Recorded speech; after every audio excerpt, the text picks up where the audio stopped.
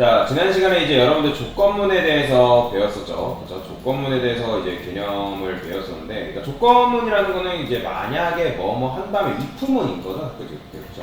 if문이라고 제가 말씀을 드렸는데, 그러니까 if문을 왜 사용하는지도 여러분들이 아셔야 되죠. 그러니까 제어문이라고 해가지고, 제어문에는 이따가 배울 건데, 조건문과 반복문이라는 게 있거든요.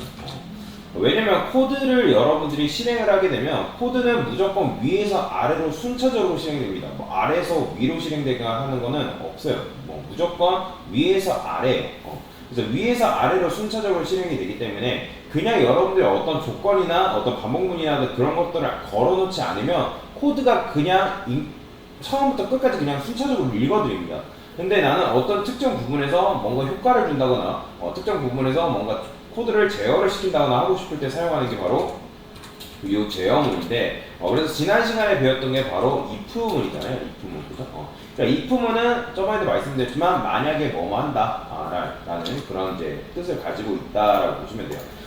그래서 이제 문제를 이제 설명을 드리면 문제가 이제 age 값에 따라서 성년인지 미성년인지 출력을 해달라. 이거 사실 뭐 지난 시간에 이제 설명하면서 이제 말씀을 드렸던 개념 중에 하나인데, 자, let age라는 변수가 이렇게 선언이 되어 있습니다. 변수는 공간이라고 말씀을 드렸죠. 그 공간에 20이라는 값이 현재 할당이 되어 있는 상태다라고 보시면 돼요. 자, 그러면 여기서 이제 구현 부분에서 문제를 뭔가를 푸시면 되는데 조건이라는 걸 걸어야 된다고 말씀을 드렸죠. 그러면 이 부분의 포맷은 어떻게 되냐? if 쓴 다음에 그 다음에 소가로 중괄호. 자, 자바스크립트에서 if문도 굉장히 많이 쓰이는 것 중에 하나이기 때문에 잘 알고 계셔라. if문을 굉장히 많이 씁니다. 자, 그래서 이제 요 안에 소괄호 안에다가는 어떤 특정 조건을 걸면 되는데, 그러니까 age의 값에 따라서 성년 또는 미성년을 출력하면 되는 거니까. 그러니까 성년이라는 거는 20살 이상을 우리가 성년이라 하잖아요. 그러면 여기다가 20살 이상이라는 조건을 걸면 된다. age가 20 이상일 때라고 보시면 돼요.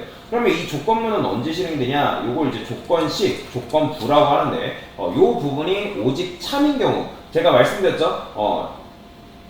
이 논리형 데이터 타입, 논리형 자료형이라고, 논리 자료형이라고 하는데, 자바스크립트에서는 맞다, 아니다, 즉 참과 거짓을 true, false라고 합니다. 그래서 얘가 만약에 true다, 즉 참이다, 그러면 그 안에 있는 내용물을 실행을 시켜준다. 그러면 이제 여기다가 어떻게 되어있어요? 콘솔 로그에서 성년입니다. 이렇게 적어주면 되겠죠? 자, 그러면 당연히 지금 20살 이상이기 때문에 성년입니다가 이런 식으로 출력이 되는 걸 볼 수가 있습니다. 자, 이거를 뭐 이런 식으로 또 적을 수가 있습니다. 여기다가 to로 이렇게 적게 되면 이건 뭐예요?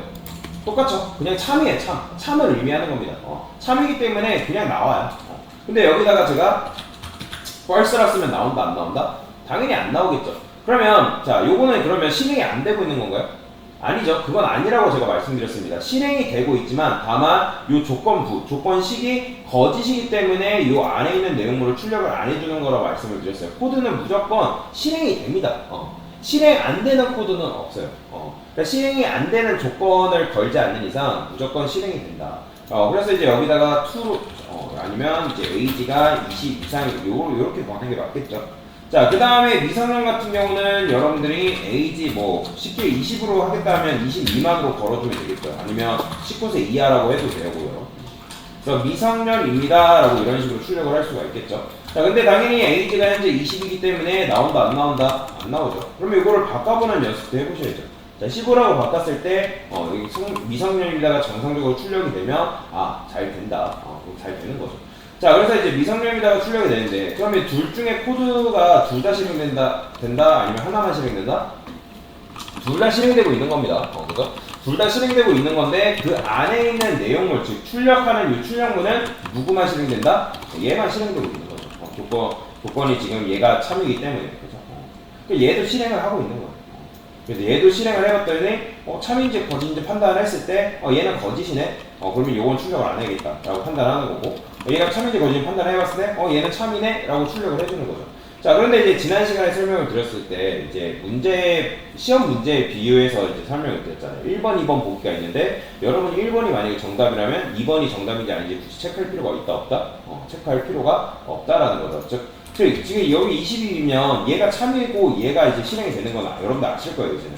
근데 얘가 거짓이기 때문에 이 안에 있는 내용물을 굳이 출력을 해줄 필요는 없겠죠. 당연히 이제 출력을 안 해주지만, 근데 컴퓨터는 이제 엄청나게 똑똑한 게 아니라서 얘가 참인지 거짓인지 판단하고 얘도 참인지 거짓인지 판단하고 있단 말이에요. 즉 1번이 정답임에도 불구하고 2번이 정답이 아닌지 정답인지 아닌지 체크하고 있다는 거죠. 그러면 이렇게 하면 좀 비효율적인 코드가 된다고 말씀을 드렸어요. 그러니까 컴퓨터 공학적인 측면에서 조금 느리게 실행이 된다. 그래서 이제 이걸 하기 위해서 어떻게 쓴다? 이 앞을 else를 쓴다고 말씀을 드렸죠. else. 자, else를 쓰게 되면 기존의 두 개의 if문이었던 게 하나의 if문으로 바뀐다라고 보시면 돼요. 그래서 이제 이렇게 하게 되면 어떤 조건을 걸 수 있냐? 양립할 수 없다. 즉 복수계의 정답을 가질 수 없다라는 조건을 걸 수가 있게 되는 거죠. 그죠? 그래서 이제 1번 보기가 정답이 아니면 예를 들어서 제가 이거를 15라고 했어요. 그러면 다시 20을 하면 1번이 정답이면 이제는 얘는 거들떠 보지도 않는 구조가 되는 거죠. 그러니까 2번이 정답인지 아닌지 체크를 안 해요. 그냥 1번이 정답이니까 얘 체크하고 그냥 빠져나갑니다.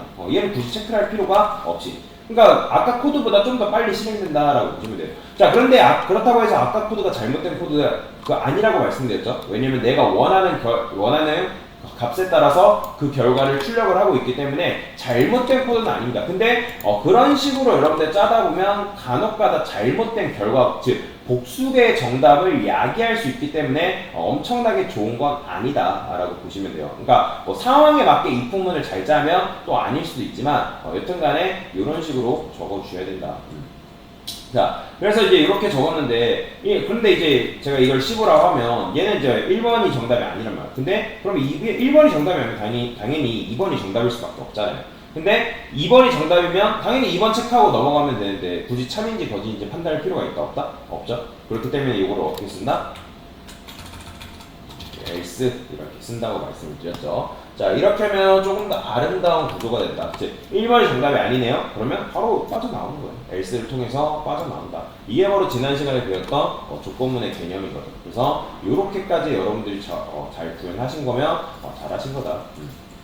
그래서 지난 시간에 배웠던 것 잠깐 복습할 겸 문제도 같이 한번 풀어봤습니다. 네, 이상입니다.